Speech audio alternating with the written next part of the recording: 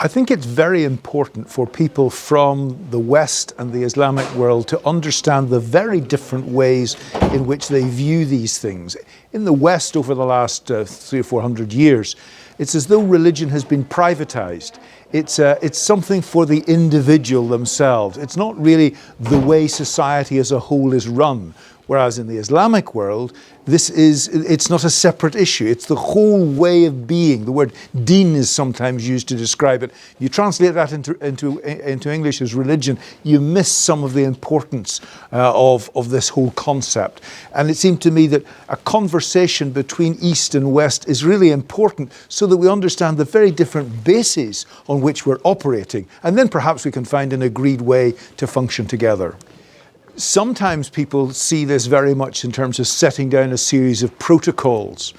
But one of the things about people who are passionately committed to their faith is that they get involved emotionally, enthusiastically, in a very lively way in committing themselves to seeing good outcomes. It's not a matter of question of ticking boxes. It is really wanting to see something happen. And so the commitment of people in the faith-based communities to the SDGs is not simply a matter of protocols or legalities or regulations. It is of seeing an outcome which is better for the world and the people that live in it. And I think this is a really important contribution. Well, I think faith-based groups should be encouraged by the fact that the world as a whole is coming round to recognise the importance of an understanding and commitment to each other as people and to the world in which faith-based people believe God plays a part not only as creator but as sustainer, and that to work with him and with each other for a better and more sustainable world is now something that is being adopted by people, whether they come from faith communities or not. So the faiths have a huge role to play in terms of faith and finance for COP26 because they have such influence and such ownership. If you think about everybody from the laity to the faith institutions, to the overarching institutions, to the development agencies, faiths really have a lot that they own and manage, both in terms of physical assets and financial assets, and they have a lot that they influence through the people who call themselves people of faith. So there's absolutely no way that the faiths can be outside of the conversation. In many ways, they're already in it. What's great about things like GEFI and Faith Invest and all of these other partners here today is that we're all actively being in it and we're making our voices heard in terms of how we want to contribute to some of the solutions in COP26. One of the very practical steps they can take is firstly, internally making commitments to not only decide what it is they don't want to invest in, things that should be avoided, but what they actively, positively do want to invest and put their money into, and be part of the co-creation of some of those specific investment solutions that can help money to move. I think when we look at the ambitions and aspirations of COP26, it's important to bring the faith-based institutions like Islamic banks who have traditionally been aspiring to bring the business in line with the religious aspirations, which also looks at commitments to people and planet as part and parcel of the Islamic banking principles. And by bringing in the faith-based institutions, we can have better alignment in terms of our commitments to climate change, as well as our action towards meeting the climate challenges today.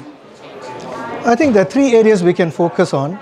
The first is how to shift the way we do financing today in terms of looking at the what and how and why, and see the impact that the financing is creating both on the people and planet, and to create measurable steps to reduce the negative impacts arising from it. The second one is to also have clear targets in terms of the types of positive impacts that the banks, the institutions will create over a period of time. And the third is to clearly articulate all these targets and have proper reporting so that the commitments and actions are aligned and we can then measure success over a period of time.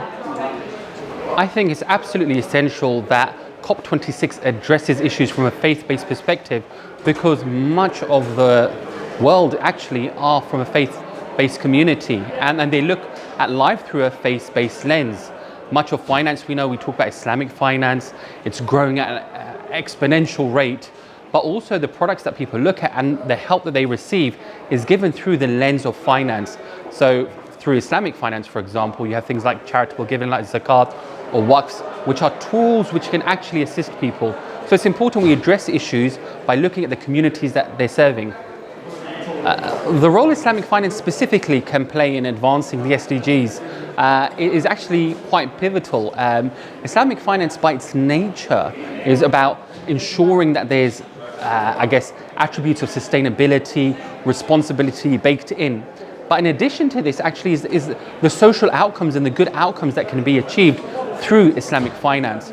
As well as the business element of Islamic finance, there's a huge charitable element that can now be blended into a hybrid form of finance.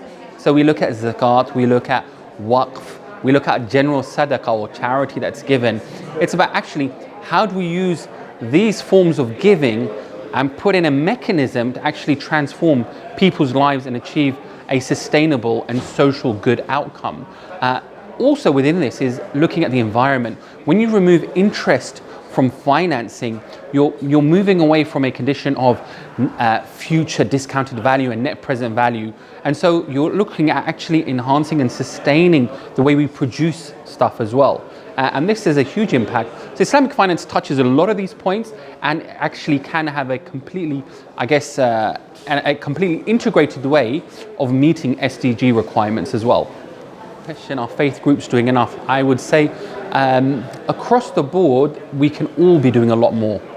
Because it's something that's come and hit the mainstream fairly recently. I think people are becoming more and more awake to the fact that actually we all have a duty of care and there are better ways of doing things.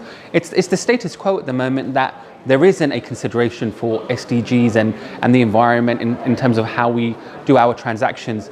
But there is a huge responsibility on everyone as information arbitrage decreases, as the world becomes a smaller place, as we learn to interact with each other, and we've seen the rise of social media, which means that actually things can't be hidden and we can see the direct impacts of climate change, then definitely there is a huge onus on everyone collectively taking responsibility, ultimately because we're all inhabitants of the same little island that we call Earth.